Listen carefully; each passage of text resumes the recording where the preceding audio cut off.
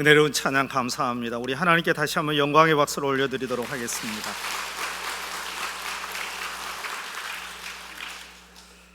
여러분, 오늘 귀한 시간에 여러분들과 함께 소중한 자리에서 살아계신 우리 하나님께 예배할 수 있는 귀한 자리에 여러분과 함께함을 감사하고 영광스럽게 생각합니다.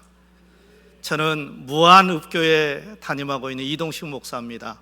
또 우리 사랑하는 귀한 김용대 목사님, 제가 존경하고 또 닮고 싶은 최고의 친구 같은 목사님인데, 우리 둘이 만나면 늘 그런 얘기합니다. 제가 무한이고 목사님은 영광이니까 우리는 무한 영광이다, 이런 얘기 하는데, 오늘 이 시간이 우리 하나님께 무한 영광을 돌리는 은혜의 시간이 되었으면 좋겠습니다.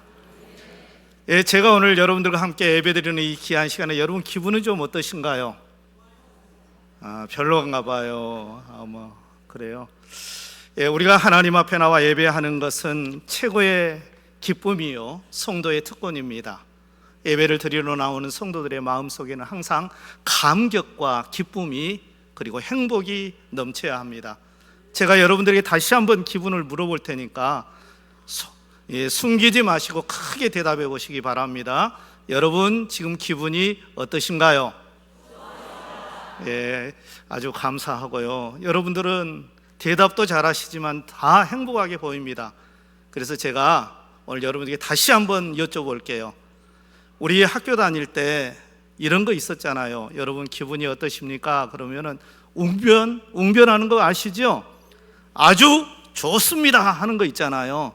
그런 것처럼 제가 여러분 오늘 기분이, 그러면 전부 손을 다 여기다 이렇게 올리겠습니다. 하실 수 있으시겠어요?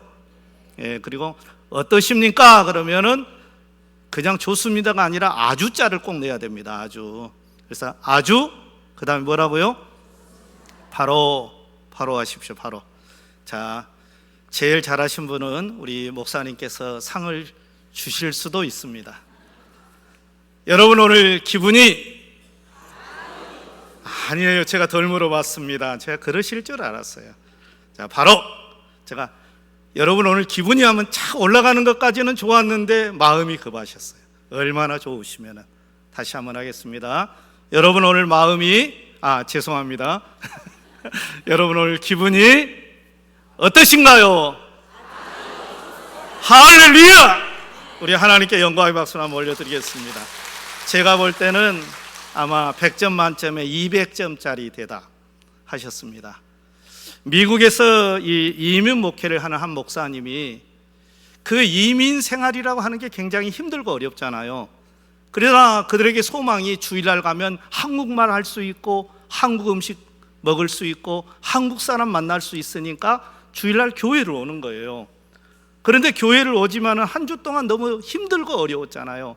그래서 얼굴 표정들이 안 좋고 예배하는 마음도 그렇게 행복하지 않은 것 같아서 매주 예배 전에 오늘 우리가 했던 것처럼 그렇게 질문을 하고 온 교인들이 아주 좋습니다 하고 하나님께 영광의 박수를 돌리고 예배를 드렸다고 합니다. 그렇게 매주 예배를 드리는데 온 교인들은 그렇게 행복하게 예배를 드리는데, 여기 앞에 앉아 계시는 한 분은 이걸 못하고 계시는 거예요. 그래서 정말 이분이 이것을 못하고 있기 때문에 아는 사람은 알거든요. 오늘 여러분 기분이, 그러면 정교인이 쫙 올라가고 어떠십니까? 그러면 아주 좋습니다 하는데 그분은 못하고 있는 거예요. 그런데 이분도 답답하지만 이분의 부인되는 권사님은 더 걱정이 많아요. 왜냐하면 그분이 그 교회 장로님이시거든요. 목사님 물어보는데 장로님이 대답을 못하고 계시니까 이 권사님 마음이 너무나 힘들어서 어느 날 집에 돌아가셔가지고 장로님과 함께 손을 잡고, 여보, 나는 당신이 이 세상에서 제일 멋진 남편이라고 믿어. 그런데 한 가지가 정말 너무나도 내 마음이 불편한데, 그게 다른 게 아니라 주일날 여러분 오늘 기분이 하면 그거 손 한 번 못 올려주냐, 그리고 어떠십니까? 그러면 아주 좋습니다 그거 한마디 못 해주냐. 그러자 이 장로님이 고백합니다. 당신도 알다시피 내가 다른 건 다 잘하잖아요. 그런데 내가 소심하고 내성적이라 사람들 앞에 손을 올리려고 하면은 몸이 굳어버린다는 거예요. 말을 하려고 하면은 입이 말이 안 나온다는 거예요. 그래서 그날 저녁에 우리 그러지 맙시다. 목사님도 교인들 앞에서, 우리가 정말 목사님도 교인들 앞에서도 행복한 모습을 보여드려야죠. 그래서 밤새워 장로님과 권사님이 연습을 했답니다. 권사님이 여보 기분이, 그러면 어떻게 했을까요? 한번 해볼까요? 여보 기분이 어떠신가요? 그렇게 밤새워 하고 다음날 교회에 가서 이제 준비를 하고 있는 거예요, 장로님이. 그런데 그날 목사님이 안 물어보셔 버렸대요. 그래서 이제 예배를 마치고 이렇게 나가는 길에 그 장로님이 입이 이만큼 나와가지고 목사님 옆에, 목사님 오늘은 기분 안 물어보셨어요? 이렇게 이야기를 하셨대요. 그러자 목사님이 이렇게 말씀하셨대요. 장로님은 제가 물어볼 때마다 한 번도 대답하지 않으셨잖아요. 목사님이 차마 말씀을 하지 못했지만 보고 계셨던 거예요. 여러분, 우리가 목사님이나 우리 장로님이나 우리 모두가 그렇습니다만은 참 우리 교인들 가운데 함께 같이 해야 될 자리에 조금 같이 못하는 분들이 있으면 모두가 다 걱정하고 바라보고 기도하고 있는 거예요. 그래서 그날 예배 후에 목사님하고 장로님하고 당회실에 가서 두 분이 했다는 얘기가 있습니다. 하기는 안 해봤습니다. 여러분, 오늘 우리가 하나님 앞에 예배 드릴 때 행복했으면 좋겠습니다. 예수 믿고 구원받아서 그리스도의 은혜로 우리가 하나님의 백성된 이 감격스러운 하나님의 자녀가 된 것이 이 세상의 최고의 행복 아니겠습니까?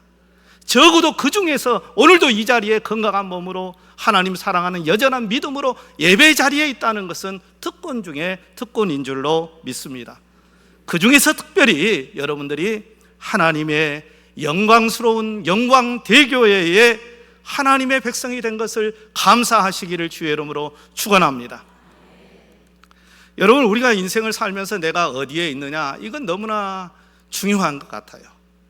이제 가을이 이렇게 무르익어가고 들판이 풍요로워 가는데, 과거에는 이렇게 우리의 문명의 모든 도구들이 발달하지 못할 때는 이 박이라고 하는 게 있었잖아요. 박을 길러가지고 이 지붕 위에 박이 익어가면은 그걸 딱 따다가 절반을 싹 나눠가지고 그 속에 있는 거 뭐죠? 박속. 그걸 해가지고 요리도 해 잡수지만 또 껍질을 말려가지고 바가지를 만듭니다. 그런데 그 바가지를 만들어서 이 주인이 하나는 쌀독에다가 넣어놓고 식사를 지을 때마다 그 쌀독에 쌀을 꺼낼 때마다 이 바가지를 사용하는 거예요. 그런데 한쪽의 바가지는 주인이 화장실에다가 놔두고 항상 사용을 했어요. 지금은 화장실이지만 옛날에는 변 뭐라고 했죠? 안 하셔도 되는데 아무튼 변소에서 사용한 거예요. 그런데 여러분, 놀라운 것은 이 바가지가 깨질 때까지 쌀 바가지는 쌀통에서 살았고, 변소에 살았던 그 바가지는 거기에서 일생을 마치는 거예요. 주인이 어느 곳에 쓰느냐, 이건 너무 중요한 겁니다. 오늘 여러분들이 적어도 이 대한민국에 있는 수많은 교회 가운데 하나님이 영광스럽게, 그것도 최고로 영광스러우니까 영광대교회 아닙니까? 이 교회의 장로로, 권사로, 집사로, 성도로 부르신 은혜를 감사하시기를 바랍니다. 쌀바가지처럼 하나님이 귀한 자리에 세우신 거예요. 그래서 우리가 하나님의 귀한 자리에 쓰임받으며 그 자리에 서 있다는 것을 우리는 감사하지 못하고 살 때가 너무나 많아요. 그렇지만 하나님은 여러분들을 이 자리에 세우신 것도, 우리 여전도에 오늘 헌신 예배 드리면서 멋지게 오늘 보고하는 장면을 보았습니다마는, 우리가 이렇게 쓰임받는 것은 하나님의 예정하신 뜻이 계신 줄로 믿습니다. 여러분 잘 아시는 사도 바울을 우리 하나님께서 우리에게 소개하기를 사도행전 9장 15절에 주께서 이르시되 가라, 이 사람은, 이 바울을 이야기하는 거죠, 내 이름을 임금들과 이스라엘 자손을 위하여 전하기 위해서, 이스라엘 자손들에게 전하기 위하여 택한 나의 무엇이라? 그릇이라. 이 하나님께서 계획을 가지고 내가 하나님의 일을 위하여 택하신 나의 그릇이라고 하나님이 바로 이 바울 사도를 정하시고, 그가 로마에서 순교하기까지 하나님이 가장 위대한 하나님의 나라를 세우는 일꾼으로 사용하심을 믿으시기를 바랍니다. 오늘 내가 하나님 앞에 이 자리에서 예배자가 될 뿐만 아니라 하나님의 교회 직분자가 된 것은 그렇게 하나님의 계획 가운데 진행된 것이에요. 여러분, 이사야가 하나님의 귀한 백성들을 향하여 선포할 때 이사야 43장 1절에 내가 너를 지명하여 불렀나니 너는 내 것이라 하면서 우리가 소명받은 하나님의 귀한 비밀을 가르쳐 줬어요.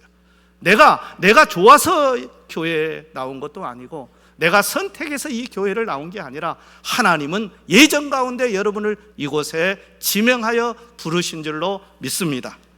이 불렀다 그 말을 한문으로는 소자를 쓰거든요. 부를 소자를. 그래서 과거에는 우리가 이 세상에서 이 생명을 다하면은 하늘에서 불렀다 그래서 부를 소자를 써서 소천했다고 그래요. 세상에서도 어떤 그런 모임에 불러나가면 소집을 했다 그러거든요. 하나님이 이디한 일을 위하여 우리를 부르신 것을 소명이라고 하는 줄로 믿습니다. 여러분 잘 아시는 모세가 호렙산 가시나무 떨기에서 하나님 앞에 부름받을 때 여러분 모세가 뭐 훌륭해서 부른 건 아니잖아요. 그가 하나님 앞에 섰을 때 이곳은 거룩한 곳이라 말씀하실 때 모세가 분명히 자신을 고백합니다. 나는 입이 뻣뻣하고 나는 부족한 게 많습니다. 그러나 우리 하나님께서 그를 이스라엘 민족의 정말 애굽에서 나올 뿐만 아니라 가나안 40년의 지도자로서 영도자로서 사용하는 위대한 일꾼으로 쓰신 것처럼 하나님이 우리를 부르신 줄로 믿습니다.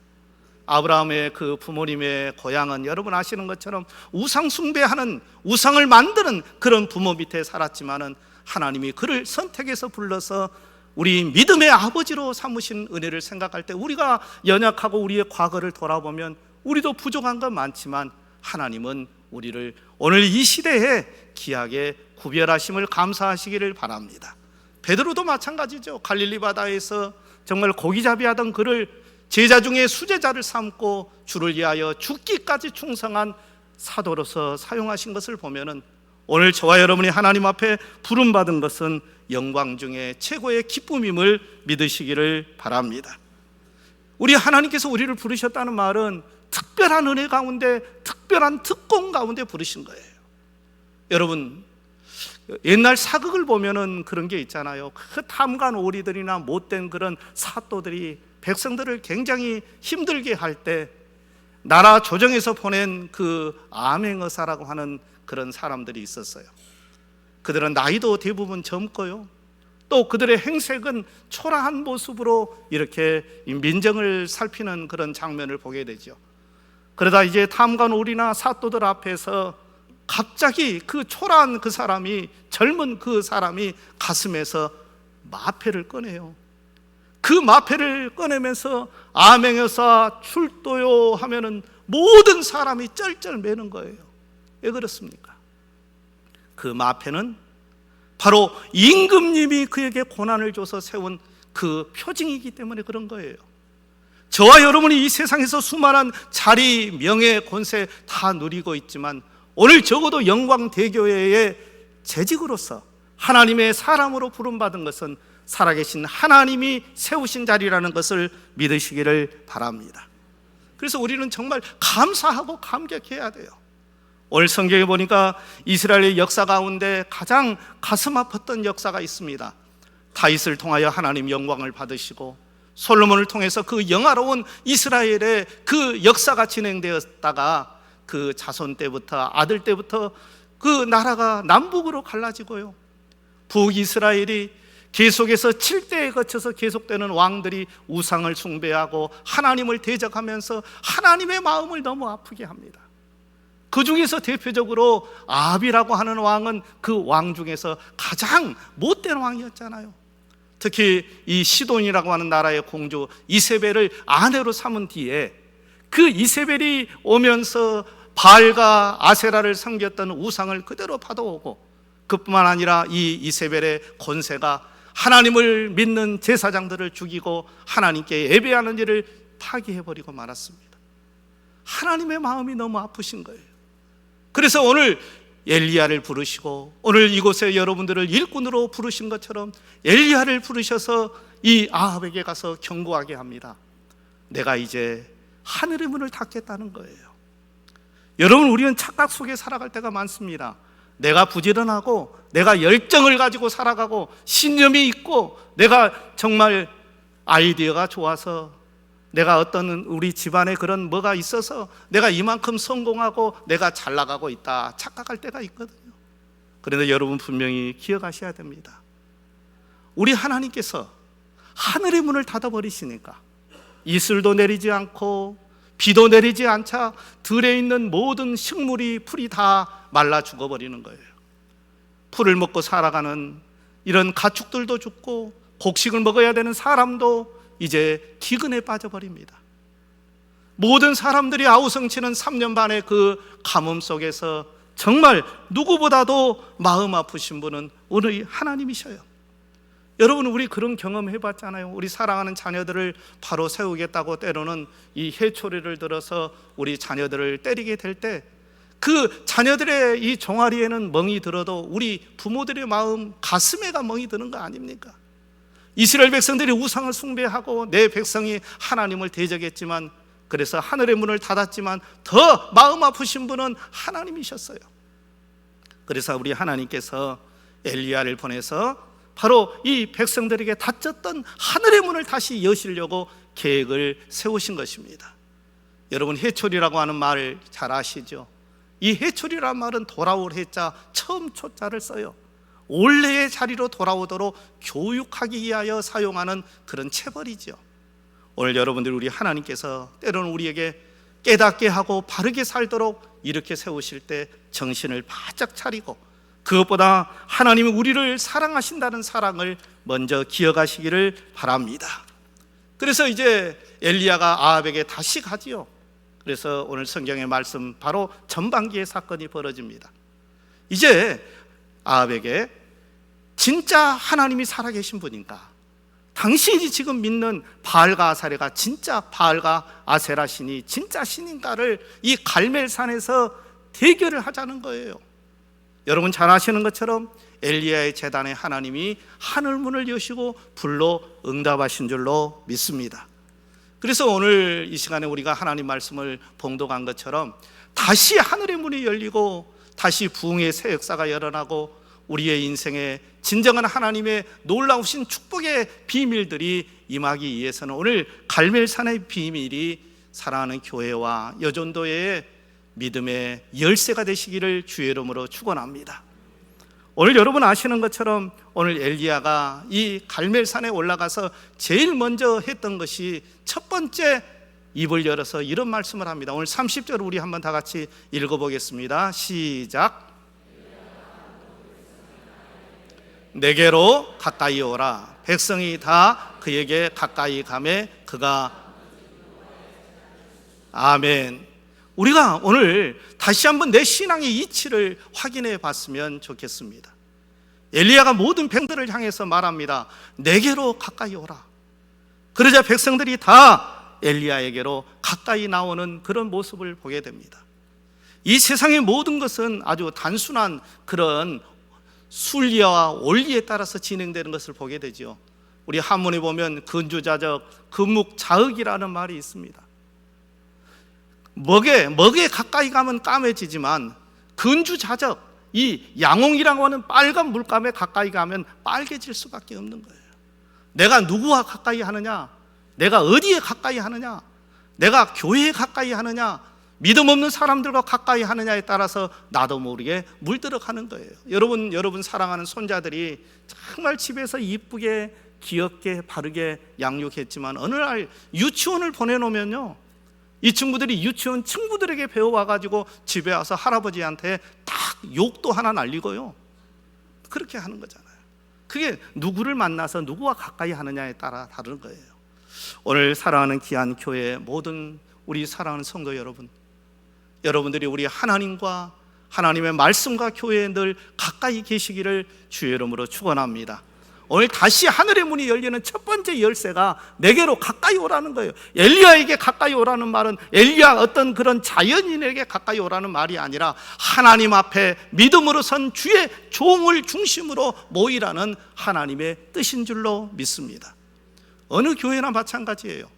어느 교회나 세우신 하나님의 종이 있습니다. 그리고 하나님께서 그를 통해서 하나님의 몸된 교회를 하나님의 뜻 가운데 이끌어 가시는 거예요. 좋은 교회에 부흥하는 교회는 바로 하나님 중심, 말씀 중심, 교회 중심, 주의 종, 목회자 중심으로 세워지는 교회인 줄로 믿습니다. 여러분 너무 잘 아시는 베드로가 그 장담하고 큰 소리 쳤지만은 3번이나 예수님 부인한 일 때문에 정말 베드로 괴로워하잖아요. 저는 오늘 여러분들에게 올 때 그런 기도를 했어요. 오늘 저녁에 제가 존경하는 우리 김 목사님, 설교도 잘하시고 학적으로도 신학 박사시고 우리 광신대 이사장이시고 제가 보면은 이만큼 높으신 분인데 그분이 목회하는 교회 가서 내가 하나님 말씀을 전하지만은 너무 저는 부족하죠. 그러나 기도하기를, 하나님 혹이라도 제가 오늘 와서 잠깐 드리고 이 시간 예배할 때 전하는 말씀이 이 베드로의 귀에 들렸던 닭울음 소리라도 되게 해 주시옵소서. 베드로는 그 닭울음 소리를 들으면서 하나님의 말씀이 생각났거든요. 그런데 베드로가 그날 예수님을 부인했던 그 아주 중요한 문제가 어디에 있었냐면 바로 하나님 말씀을 보니까 누가복음 22장 54절을 보니까 예수를 잡아 끌고 대제사장의 집으로 들어갈 때 베드로가 어떻게 따라가니라? 멀찍이 따라갔다는 거예요. 여러분, 하나님께 가까이 오라는 말은 거리를 이야기하는 거예요. 여러분, 하나님과 가까워지기를 바랍니다. 하나님과 가까워진다는 건 예배와 가까워지는 거예요. 기도 생활과 가까워지는 거예요. 봉사 생활과 가까워지는 거예요. 그리고 이치예요, 이치. 내가 지금 어디에 서 있느냐, 있어야 될 자리에 있을 때 복이 되는 겁니다. 마치 시냇가에 심은 나무가 시절을 쫓아 때를 따라 열매를 맺는 것처럼 여러분들이 하나님의 생명의 전당, 하나님의 교회 중심으로 세워지기를 바랍니다. 오늘 두 번째 열쇠는 뭐냐? 오늘 30절로 31절 말씀을 우리 또 같이 한번 읽어보겠습니다. 시작.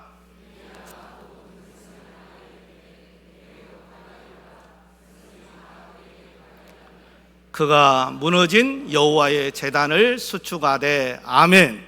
할렐루야.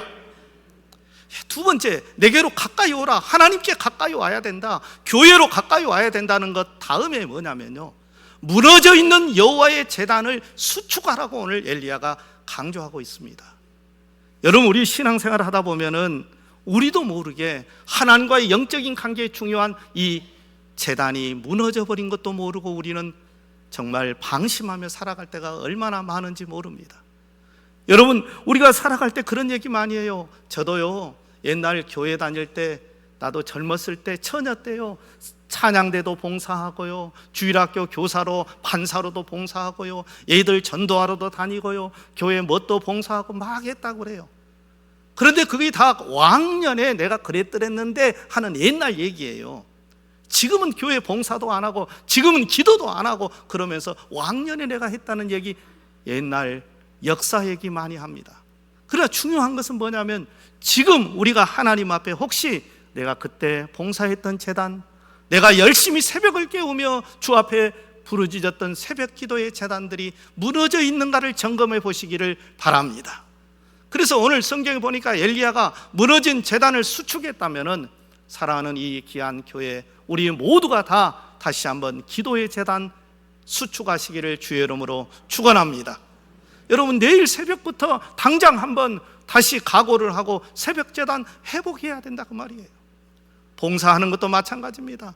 과거에는 그냥 봉사했는데 나도 모르게 내가 아파서, 내가 나이가 들어서 일할 사람 많으니까 한 발자국 뒤로 물러섰다면 다시 앞으로 나가세요. 그래서 봉사의 그 제단들이 다시 회복되기를 바랍니다. 더 중요한 건 예배예요. 예배 드리는 그 제단이 무너져 버린 사람 많아요. 오늘 이 시대에 코로나19로 인해서 한국교회가 30%가 줄어들었다는 무서운 통계가 있습니다. 여러분, 우리가 다시 한번 하나님 앞에 나는 하나님과의 관계에서 무엇이 무너져 버렸는지 다시 그것을 수축하는 교회가 되기를 축복합니다. 또한 우리 하나님 앞에 오늘 말씀 33절에 보니까 엘리야는 세 번째 말합니다. 내게로 가까이 와라. 무너진 그런 제단들을 수축하자. 그리고 또 말합니다. 33절 읽겠습니다. 또 나무를 버리고 나무 위에 놓고 이르되 아멘. 자, 세 번째 엘리야의 그 예침은 뭐냐면 제물을 올려드리는 거예요. 헌신의 제사를 드리는 거예요. 오늘 여러분 우리 헌신 예배를 드리잖아요. 물론 예배는 다 소중하지만 헌신의 그 뜻은 나를 하나님 앞에 제물로 올려드리는 거예요. 구약의 번제나 화목제나 모든 제사들은 이 송아지나 양으로 제물을 드렸잖아요. 그 중에 오늘 말씀 보니까 송아지에 각을 떴다고 그랬어요. 이 각을 떴다는 말은 여러분 횟집에 가면은 그 회를 이렇게 떠놓는 거 있잖아요. 그것처럼 이 송아지의 이 모든 그런 것을 각을 떠서 점점점 만들어 가지고 번제단에 올려드린 거예요. 오늘 우리가 신앙생활 하면서 내 자신이 헌신되었다고 하면서도 내가 아직 죽지 못해서 하나님 앞에 드려졌다고 하는데도 드려지지 못하는 경우가 얼마나 많은지 모릅니다. 제물은 정말 철저하게 죽어서 드려져야 돼요. 송아지가 머리도 잘라지고 앞다리도 잘라지고 뒷다리도 잘라지고, 어떤 부흥사가 그런 말을 합니다. 머리가 잘라졌다는 것은 자기 지식도 버리고, 앞다리가 잘라졌다는 것은 바로 내 마음대로 하려고 하는 것, 뒷다리가 잘라졌다는 것은 아직도 안 하고 버티던 것까지라도 다 내려놓고 내가 죽어질 때 하나님께서 나를 위대한 일꾼으로 쓰시기를 시작한다. 오늘 사랑하는 여러분들이 하나님 앞에 철저히 드려지는 제물이 되시기를 바랍니다. 제가 존경하는 어떤 목사님의 그 가정에 있었던 에피소드인데요. 그 자녀가 지금은 이제 큰 교사가 돼가지고 성장했는데 초등학교 다닐 때 얘기해요. 초등학교 다닐 때 학교에서 가운, 각 집마다 가운을 적어와라 그러자 이 딸이 이런 가운을 적어다가 학교에다 낸 거예요. 어떤 아이들은 우리 집 가운은 금검절약입니다. 우리 집 가운은 뭐 착하게 살자입니다. 뭐 다 있을 거 아니에요. 그런데 이 이제 목사님의 딸이 가서 발표하는데 우리 집 가운은 아생 교회사 아사 교회생입니다. 그러자 목사님이나 선생님이나 학생들이 이게 뭐야 하게 된 거예요. 선생님이 물어봅니다. 야, 뜻을 한번 설명을 해봐라. 이건 우리 아버지가 우리 집에 써붙여 놓은 건데요, 내가 죽으면 교회가 살고요, 내가 살면 교회가 죽고요, 내가 죽으면 교회가 산다, 그런 뜻입니다. 그러자 선생님이 그랬다 그래요. 야, 뜻은 좋다마는 너무 살벌하다 그랬다. 여러분, 정말 교회 안에서 내가 예수 그리스도의 십자가와 함께 내가 못 박히면 우리 교회는 살 줄로 믿습니다. 오늘 여러분들이 제물이 되어서 하나님께 드려지기를 바랍니다. 그 다음 엘리야는 또 백성들에게 말합니다. 이 12통의 물을 갖다가 부으라고 하는 거예요. 우리 33절 한번 읽어볼까요? 시작.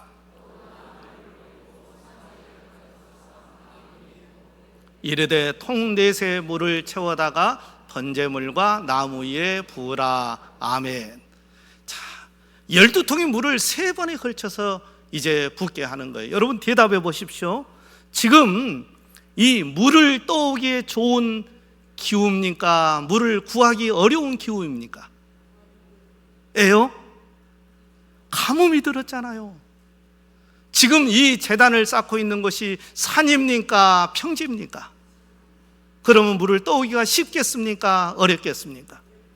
여러분, 순종이라는 것은 환경을 초월해야 순종되는 거예요. 비도 안 내리고 3년 반 동안 이렇게 가뭄인데 물은 어디서 구하라고요? 이건 안 되죠. 이론적으로 우리는 거부할 때가 있어요. 지금 이치가 산꼭대기인데 이게 뭐 바닷가도 아니고 어디서 물을 떠오라고요? 하고 우리는 그것을 거부할 수도 있어요. 그런데 오늘 성경의 말씀 보니까 하나님의 백성들은 그대로 순종한 줄로 믿습니다. 그러자 또 엘리야가 말합니다. 또 가서 물을 4통을 또 떠오라는 거예요. 우리가 처음에는 멋모르고 순종하다 보면은 그런 생각을 해요. 그때는 내가 한번 열정으로 한번 해봐야 되겠다 했는데 한번 하다 보니까 이게 얼마나 힘든지를 알아요. 그 산 밑에 가서 물도 없는 이 가뭄 때 물을 떠가지고 올라오는 그 고통스러운 걸 이미 한번 경험했잖아요. 그러다 보면은 이제 2번째 물 떠오라 그럴 때는 좀 뒤로 빠지고 싶거든요. 내가 모를 때는 했어도 이제 알고는 못 하겠어. 알고는 그럴 때가 있어요. 그런데 오늘 성경에는 그래도 순종한 줄로 믿습니다. 할렐루야. 그러자 엘리야가 또 말합니다. 여러분, 또 네 통을 더 떠오십시오 그러는 거예요. 우리 그런 생각하잖아요. 한 번 말 들어주고 두 번 힘들어도 들어줬더만 완전히 나를 물로 보내? 또 나한테만 물을 떠오라 그래? 저 놀고 있는 아무개 시키지. 꼭 목사님은 내가 말 잘 들어주니까 맨 뭔 일 있으면 나한테만 전화를 해. 아무개 권사님은 그냥 생전 부르지도 않고. 그러나 여러분 기억하십시오. 순종이라는 것은 끝까지 순종해야 역사가 일어날 줄로 믿습니다. 사랑하는 귀한 교회야, 대한민국의 소문난 교회고, 제가 우리 목사님만 존경하는 게 아니라 우리 사랑하는 장로님들도 몇 분 제가 이렇게 알고 있는데 다 훌륭하신 분들이거든요. 그분들이 목사님께 순종하는 모습을 제가 옆에서 봤습니다. 여러분, 우리 교회가 정말 우리 하나님께 순종해서 하늘문이 열리는 역사가 일어나기를 바랍니다. 그러자 오늘 하나님께서 하늘문을 여시고 이제 불로 응답하시는 그런 장면을 보게 됩니다. 그것은 바로 엘리야의 간절한 기도가 있었기 때문이에요. 엘리야가 하나님께 말하죠. 엎드려 간절히 기도합니다. 그러자 우리 하나님께서 하늘문을 여시고 응답하여 불로 역사하셨습니다. 사랑하는 영광대교회가, 정말 이 사랑하는 귀한 에스더 여전도회가 다시 한번 하늘의 문이 열려서 하나님의 살아계심이 증거되고 지역사회를 변화시키고 행복한 신앙의 교회로 일어나기를 주의 이름으로 축복합니다. 이때 놀라운 기적이 벌어졌습니다. 하늘에서 불로 내리는 응답을 받고자 하자 이 엘리야의 눈에 엄청난 하나님의 약속의 새로운 비전이 보인 거예요. 여러분, 비전이라는 게 뭐예요? 보이는 거에 비전이에요. 여러분, 집에 텔레비전이 있잖아요. 텔레비전은 뭐냐면 이 방송국에서 보낸 그 영상과 메시지가 우리 집 텔레비전으로 보이는 것이 텔레비전이에요. 여러분, 하나님을 보시기를 주의 이름으로 축원합니다. 하나님을 보는 것은 말씀을 통해서, 또 하나님께 우리가 믿음으로 살아갈 때 우리에게 역사하시는 하나님의 기적적인 간증들이 우리에게 얼마든지 나타날 수가 있어요. 오늘 엘리야가 갈멜산에서 하늘문이 열리고 하나님이 이 제단에 불을 내릴 때 그에게 보인 비전이 뭐냐? 눈이 열리고 귀가 열렸어요. 사안에게 말합니다. 가서 봐라. 하나님이 갈멜산 이곳에서 승리하면은 다시 하늘문을 열어주신다고 했으니까 비가 다시 내릴 거라는 거예요. 사안이 가서 보니까 아직 이 지중해에 보니까 구름 한 점 없습니다. 아직 구름 없는데요. 아니야. 하나님 분명히 다시 하늘문을 여실 거야. 또 보고 와. 보고 와서 하는 말이 구름 없고요, 조그만한 구름 한 점 보였습니다. 그러자 엘리야가 아합에게 말합니다. 빨리 이곳에서 내려가셔야 됩니다. 큰 비의 소리가 있나이다. 이렇게 말하고 있습니다. 저는 오늘 사랑하는 귀한 목사님을 만나서 정말 그동안 물론 교제해왔지만은 짧은 시간에 제 가슴에 정말 감동스러운 그런 우리가 이야기를 나누면서 하나님이 그것 때문에 나를 목사님 만나게 하신 것 같다, 그런 생각을 하고 감동받고 돌아갑니다. 여러분, 오늘 우리 하나님께서 오늘 갈멜산 엘리야의 눈에 보였던 그 작은 구름 속에 하나님이 영광대교회를 이대하게 부흥시킬 여러분의 인생을 정말 하나님의 뜻 가운데 이렇게 세울 축복의 비가 내리는 소리가 들리기를 주의 이름으로 축원합니다. 믿음의 사람들에게는 그 역사가 지금 시작돼 버린 거예요. 기도하겠습니다. 하나님 아버지, 은혜를 감사합니다. 하나님께서 닫았던 하늘의 문을 다시 여시면서 오늘 우리에게 다시 신앙의 그 귀한 자리로 가까이 오라고 말씀하시며 무너진 제단을 수축하라고 하셨고, 정말 내 자신을 제물로 하나님께 올려드릴 뿐만 아니라 믿음으로 하나님의 말씀 순종하며 살아가라고 하나님 명령하실 때 그때 그대로 순종하자 하늘에서 불로 응답해 주셨습니다. 믿음의 눈에 그 작은 구름 속에서 큰 비의 소리를 들었던 것처럼 오늘 저희들은 사랑하는 영광대교회와 또한 사랑하는 주의 백성들을 통해서 하나님께서 하늘문을 여시고 역사하실 이대한 축복의 큰 비의 소리를 들을 수 있게 해주셔서 감사합니다. 아버지 하나님, 믿음의 승리자가 되게 하옵소서. 예수님 이름으로 감사하며 기도드리옵나이다. 아멘.